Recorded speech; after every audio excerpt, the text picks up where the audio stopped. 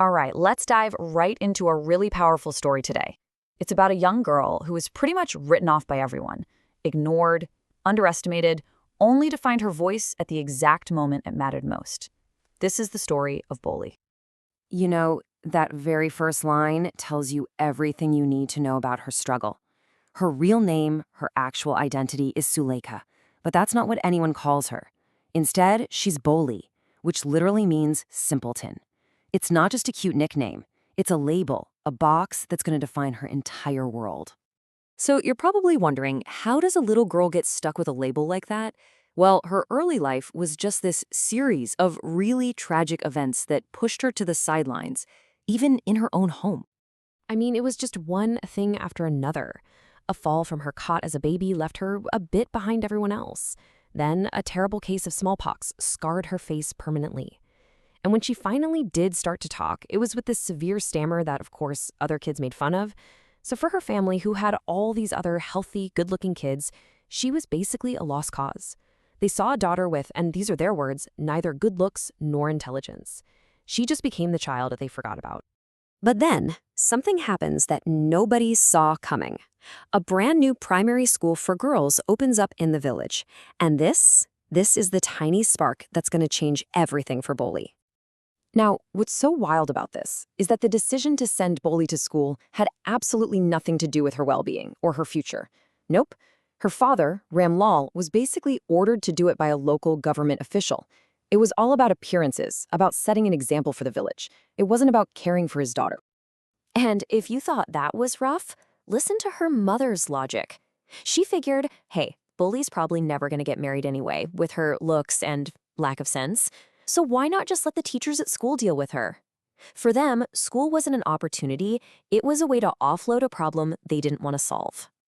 But for Bholi, this was something else entirely. For the very first time in her life, she was given a clean dress that wasn't a hand-me-down. Someone bathed her and even oiled her matted hair. These were just simple, everyday things for her sisters, but for Bholi, it felt like a sign that maybe, just maybe, she was going somewhere better than home. And it's at this new school that she meets the one person who was going to change the entire trajectory of her life, her teacher. This right here is where the real transformation kicks off. You can just imagine how terrifying that first day was. When her teacher asked for her name, all she could get out was B, B, B. The other girls just burst out laughing, and she was so humiliated she just broke down, crying in a corner. But then something incredible happened. After all the other girls left, the teacher came over to her. And it wasn't just what she said, it was how she said it. Her voice was gentle, soothing. Bholi had never, ever been spoken to like that before.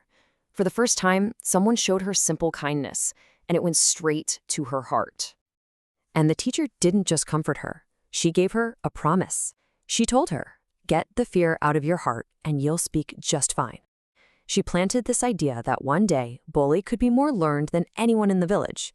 This wasn't just a lesson, it was the start of a whole new life for her. Okay, so let's fast forward a few years. The village is grown, the school is bigger, and Bholi, well, she's been getting an education. Now we come to the big climax of the story, her arranged marriage. So her parents arrange for her to marry this guy, Bishamber. He's a wealthy grocer, and he's not asking for a dowry, which seems like a huge win for Bholi's family. But let's look at the facts. The guy is almost as old as her father, he has a limp, and he already has grown-up kids from another marriage. Her parents only agree because he's from another town, so he has no idea about Bholi's pockmarks or her supposed lack of sense. The wedding day arrives, and it's time for the big moment. As is tradition, someone pulls back the veil from Bholi's face, and for the very first time, the groom, Bishamber, gets a good look at her. He sees the pockmarks, and he just freezes. And then, bam, he drops the bombshell. The deal is off unless he gets paid. He turns this sacred moment into a business transaction, demanding a huge sum of money to compensate for her appearance. 5,000 rupees, an enormous amount of money. Her poor father is begging, pleading. He even puts his turban, his family's honor, at Bishamber's feet. But this guy is just heartless.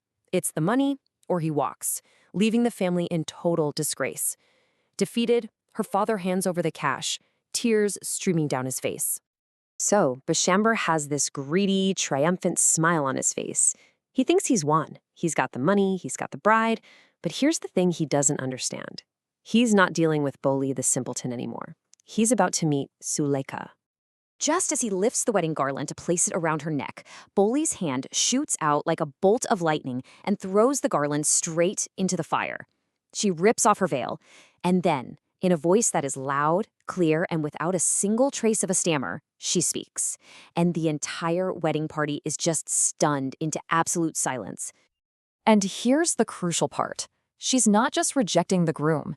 She is rejecting the label that has defined her entire life. She confronts her family, the wedding guests, everyone who ever saw her as nothing more than a dumb cow. She finally found her voice, and she uses it to claim her own dignity. This slide really just says it all, doesn't it? On one side, you have Bholi, the fearful, stammering simpleton. And on the other, you have Suleika, calm, confident, and full of self-respect. Her education didn't just teach her how to read and write.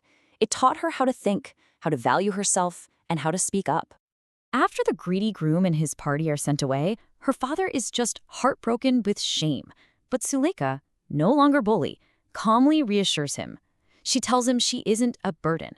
She's going to take care of her parents in their old age, and she's going to teach right there in the same school that set her free. And watching from the corner is her teacher, smiling, looking at her finished masterpiece.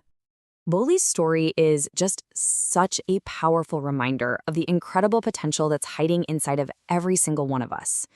It really forces us to look past labels and first impressions, and it leaves us with this one simple question.